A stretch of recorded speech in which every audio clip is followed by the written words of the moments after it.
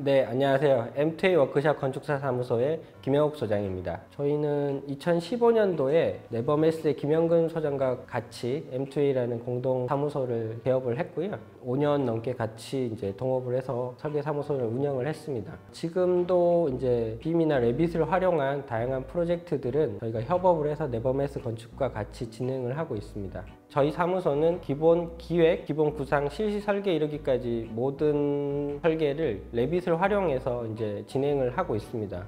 도시 철도나 저희 시설물, 일반 건축에까지 다양한 프로젝트를 진행하고 있고요. 그 모든 프로젝트 또한 이제 레빗을 활용해서 지금 진행하고 있습니다.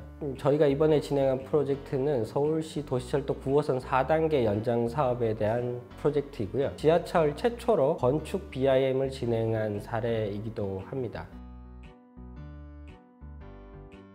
발주 자체도 2D로 나온 프로젝트였기 때문에 발주처를 좀 설득을 해야 됐던 문제가 있었고요. 설득할 때 저희가 기존에 진행을 했던 도화동 골목길 재생 사업에 대한 그 프로젝트도 BIM으로 진행을 해서 기존에 없던 진행 방식으로 했고요. 그거를 실시 설계까지 진행을 한 사례였고요. 또 청라 오피스텔이라고 하는 그런 프로젝트도 저희가 실시 설계 단계에서 BIM을 동원해서 3D 형태의 그 실시 설계 도면을 작성을 한 사례가 있어서 그 부분을 보고 대우건설 측에서 이 정도에 가지고 있는 기술력이면 저희 프로젝트의 진행을 해도 하나의 이제 좀 기록 같은 것이 될 수 있겠다 싶어서 승낙을 해주신 게 아닌가 생각을 합니다. 결과물이 BIM 성과물이 나오기 때문에 서울시 발주자 측에서는 굉장히 좋아하셨고요. 지하철 최초로 BIM을 도입한다는 약간 홍보도 할 수 있다는 그런 생각을 가지고 계셨던 것 같습니다.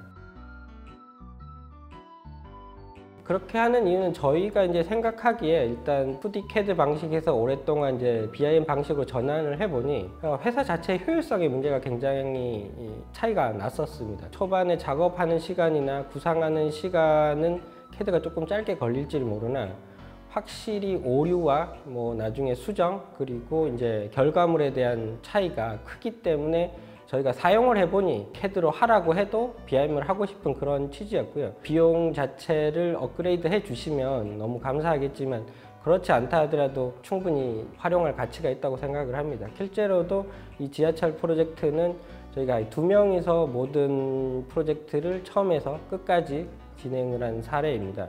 안녕하세요. 저는 네버메스 건축사 사무소의 김영근 대표입니다. 이번 프로젝트는 오토데스크사의 AC 컬렉션과 BIM 콜라보레이트 프로를 활용했습니다. 워크플로우를 보자면 공동작업 방식을 결정하는 게 큰 이슈였습니다. 네버메스는 종로에서 주로 작업을 했고요. M2A는 강남에서 주로 작업을 했습니다. 그래서 같은 네트워크 환경에 있지 않았기 때문에 클라우드 환경이 필요했고요. 오토데스크사의 BIM 콜라보레이트 프로를 활용하게 되었습니다. 두 번째는 2명이기 때문에 굳이 에스컬레이터나 엘리베이터, 공사용 수준의 도어 같은 패밀리들을 굳이 새롭게 제작할 필요는 없다고 판단을 해서 잘 나와 있는 유료 패밀리들을 구매해서 테스트했습니다. 그래서 활용하기 위해서 또 스터디를 진행했고요. 지하철 프로젝트를 처음 했기 때문에 제작할 수밖에 없는 패밀리들이 굉장히 많았습니다. 패널이라든지 내부에 들어가는 소화전부터 트렌치 모든 것들이 좀 일반 건축물에 사용하던 패밀리와 달라서 특별히 다시 제작하게 되었고요. 저희가 신경 썼던 건 프로젝트가 진행되고 수정되는 방식에 맞춰서 패밀리를 제작했습니다. 파라미터를 반영하는 것이 굉장히 중요했는데 그런 부분은 경험도 필요하지만 어떻게 설계할 것인가 기획을 잘 세우는 것이 더 중요하다고 생각합니다. 그 다음으로는 스크립트 사용을 최소화했습니다. 오래전 지하철 도면을 받아보면 청사진으로 되어 있다든지 다시 측량을 하고 디지털라이징 작업하는데 꽤 많은 노력과 비용이 발생했습니다. 그래서 저희는 목표를 2040 버전의 레빗으로도 열었을 때 문제가 없도록 만드는 게 목적이었습니다. 그래서 최대한 레빗이 가진 기본 기능으로 프로젝트를 진행하려고 했고요. 한 가지 못했던 부분이 면적 관련해서 반올림의 합계를 구하는 작업이 있었는데 그 부분 하나만 다이나모 스크립트를 활용했고 나머지는 모두 기본 기능을 활용했습니다. 그 다음은 도면화에 대한 고민을 했습니다. 최대한 자동화를 하기 위해서 일단 레빗에서 권장하는 키노트 방식을 저희는 사용을 하지 않았습니다. 저희는 패밀리에 특별한 파라미터를 만들어서 그 파라미터를 태그로 단순히 당겨서 기입하게 하는 그런 방식으로 진행을 했고요. 보통 실무에서 모크업이라고 이야기를 하는 그 작업도 중요한데요. 예를 들자면 어떤 도면이 어떤 도면 다음에 오고 그 도면은 어떤 분야에 들어가 있는지 이런 큰 카테고리를 만드는 것도 굉장히 중요한 작업이고 그게 프로젝트 중간에 바뀌기도 합니다. 굉장히. 그래서 그것들을 관리하기 위해서라도 레빗에서 만든 도면 목록표를 가지고 분류를 하고요.